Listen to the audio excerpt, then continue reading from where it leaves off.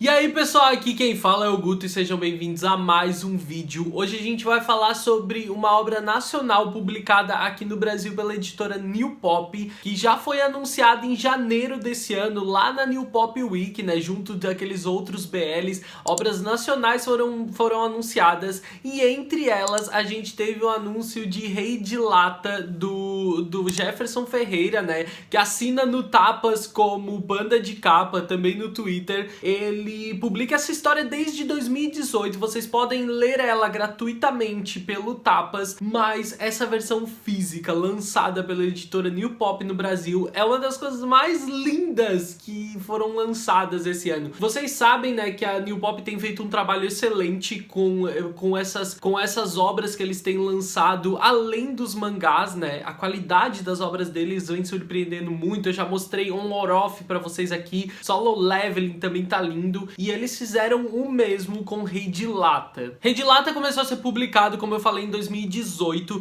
O último capítulo publicado da obra foi o capítulo 31, em novembro de 2020. Então a gente teve o anúncio do lançamento aqui no Brasil, né? Então finalmente a obra começou a ser entregue. Eu comecei a ler ela há algum tempo. Eu já tinha lido os primeiros capítulos, né, há algum tempo. Acho que um ano atrás eu tinha lido 5 capítulos, mais ou menos, no Tapas mesmo. Mas aí agora meio que reacendeu a minha mente quando eu soube do lançamento dela. E eu esperei o lançamento da versão física pra ler. E além dessa edição linda, eu lembrei porque o que eu tinha gostado tanto do começo da história. Em Rei de Lata, a gente vai conhecer uma história de um país pós-guerra, né? Em um futuro distópico, onde algumas guerras entre as nações daquele lugar, elas acabaram causando destruições muito grandes. E uma guerra entre duas nações específicas acabou levando um desses lugares, um desses países, Marte, a uma situação irreversível, onde eles foram atacados por uma espécie de arma química e isso acabou destruindo todo o lugar, né? Nesse momento, quando eles foram atacados por isso, eles entenderam que tinham perdido a guerra,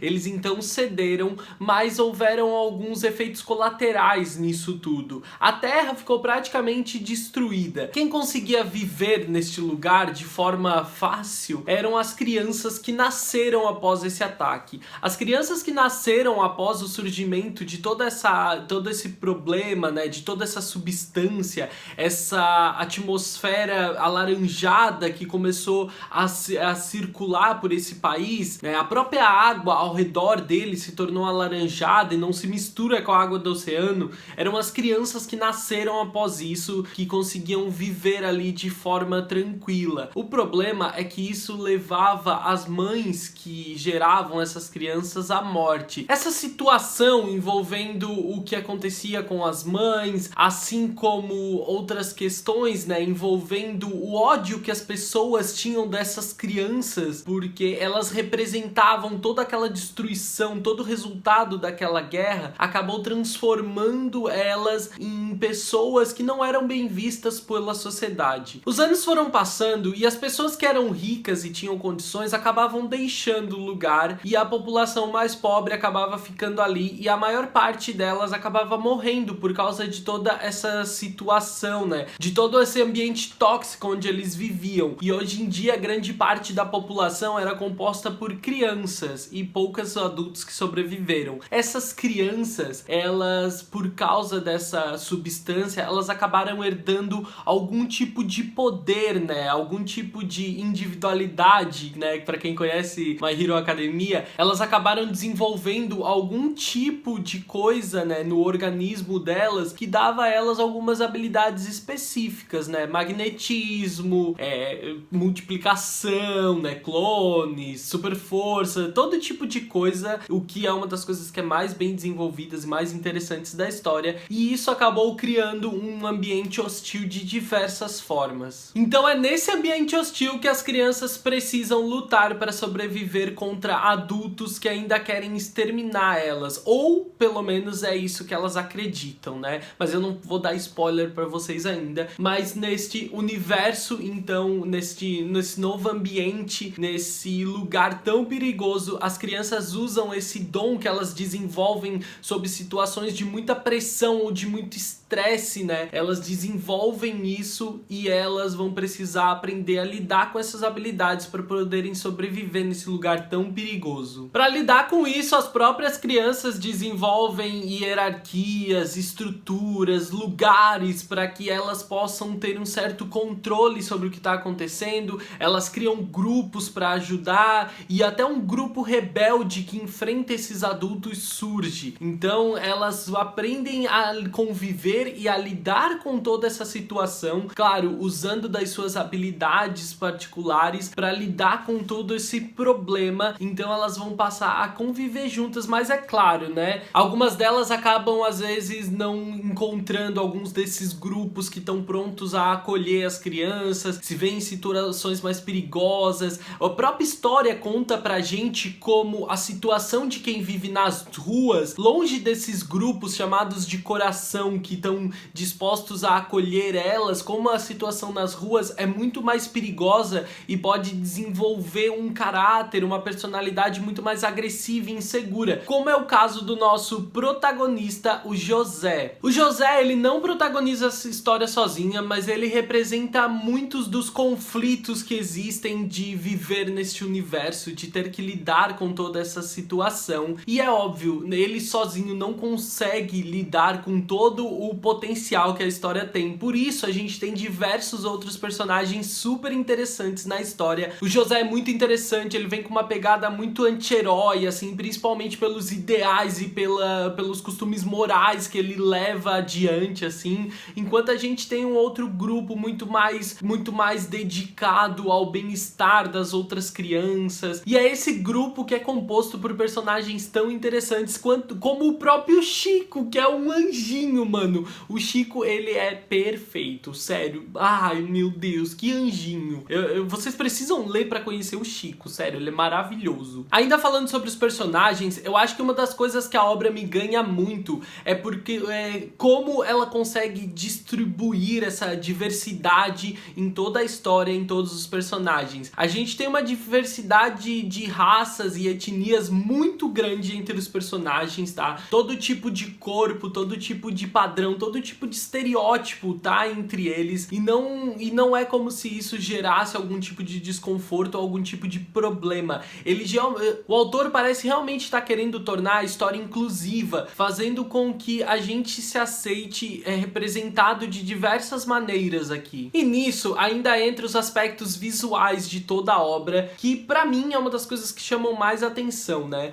Esteticamente falando, visualmente falando, né, a perspectiva que a gente tem olhando os personagens é de que vem uma mistura de referências até bem claras, assim. Então, quando a gente fala de poderes, por exemplo, a gente vê alguma certa essência de My Hero Academia. Quando a gente vê os traços dos personagens, a gente vê alguma coisa dos desenhos, das animações que a gente costumava ver no Cartoon Network. As expressões são bastante claras e ao mesmo tempo bastante caricatas, onde a gente vê realmente a essência de algumas obras que costumam variar nas expressões dos seus personagens para poder criar um pouco mais em cima deles, né? Então não existe um traço claro na expressão de cada um deles, tipo, os olhos não têm um padrão claro, mas assim o autor consegue criar muito mais em cima do que os personagens querem expressar, ou de suas personalidades, ou até mesmo dos seus traços físicos. O autor também é inteligente em utilizar vários recursos narrativos que estão disponíveis para ele por causa do que ele propõe na história, né? Então a gente vai ver a situação do José. O José é um núcleo que precisa ser resolvido, que precisa ser entendido, mas ele não deixa de lado os outros personagens que vão ter o seu momento de brilhar ou de contar um pouco mais a sua história pra gente. Outros núcleos de problemas e situações também vão aparecendo, além da situação geral, né? Que a gente precisa entender o que tá acontecendo, como é que o país chegou naquela situação, o que os humanos que perseguem eles querem. Então tem muita coisa, fica claro na história que tem muita coisa que precisa ser apresentada pra gente e que vai te abrindo uma certa curiosidade. Porque nesse primeiro volume, por exemplo, tu conhece quase nada desse universo, desse país onde eles vivem. E talvez essa seja a única coisa que eu acho que o autor peca um pouco na narrativa, porque a noção de tempo e de espaço, ela não é muito boa, então a gente não consegue ter uma noção clara de quanto tempo se passou, ou quanto tempo um personagem leva para ir de um lugar ao outro, ou qual esse espaço que ele percorreu. Eu acho que ele peca um pouco nisso, mas eu não li a obra toda ainda, né? Então eu não sei se isso acaba ficando mais claro ou mudando um pouco essa narrativa mais pra frente, mas nesse primeiro volume, nesses 10, eu acho, primeiros capítulos, isso não fica tão claro pra mim. Mas de maneira geral, ele faz um ótimo trabalho combinando os recursos narrativos com o padrão artístico dele. O padrão de quadrinização da obra pra mim é belíssimo, é muito fácil a leitura, é muito clara, todos os diálogos são muito claros. Ele segue em alguns momentos uma dinâmica um pouco mais padrão dos quadros, outros momentos a gente tem algumas cenas muito mais impactantes. Ele trabalha bem a paleta de cores também para definir as emoções do momento, as situações, sabe? Ele consegue usar bem uma paleta de cores para definir o clima da coisa, enquanto a obra, de uma maneira mais geral, ela abusa de cores vivas ao longo de toda a obra, mas a gente tem uns quadros que quebram um pouco isso e que a história assume um tom um pouco mais sombrio, um pouco mais misterioso, também quando eles estão enfrentando adultos. Então, visualmente, a forma como ele aproveita esses recursos é bem inteligente, o que deixa a leitura muito dinâmica e o ritmo excelente. Em resumo, eu acho que o Rei de Lata ele é uma leitura excelente pelo universo que o Jefferson cria, além dos personagens por serem tão carismáticos, atraentes e o seu visual tão divertido, né?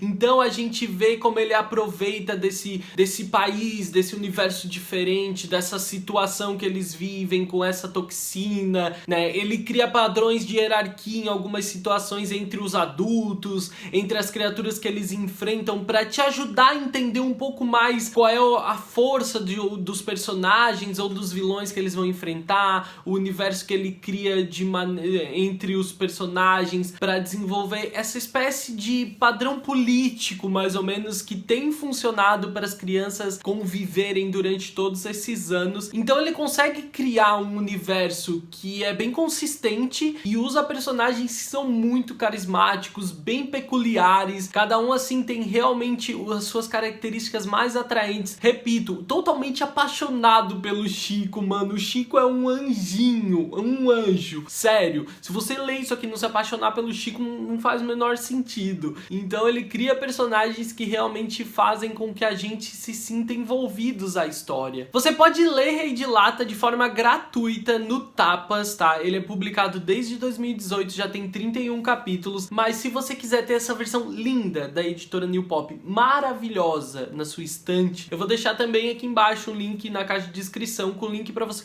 adquirir ela na Amazon. Gente, tá realmente muito linda essa edição, tá? Eu não tô falando à toa, tá realmente muito linda. Eu tenho certeza que vai ser uma ótima leitura pra você que gosta de shonen, pra você que gosta de lutinha, pra você que gostava daquelas histórias como A Turma do Bairro no Cartoon Network. Eu acho que isso é uma leitura excelente, super divertida. Se você gostou desse vídeo, deixa o like porque ajuda bastante o canal. Deixa aí o seu comentário dizendo o que achou do vídeo, o que achou da obra. Se é novo por aqui, se inscreve, ativa as notificações, me segue nas redes sociais. Eu sou o Bagutunu no Twitter e no Instagram. Eu vejo vocês no próximo vídeo. Um grande beijo.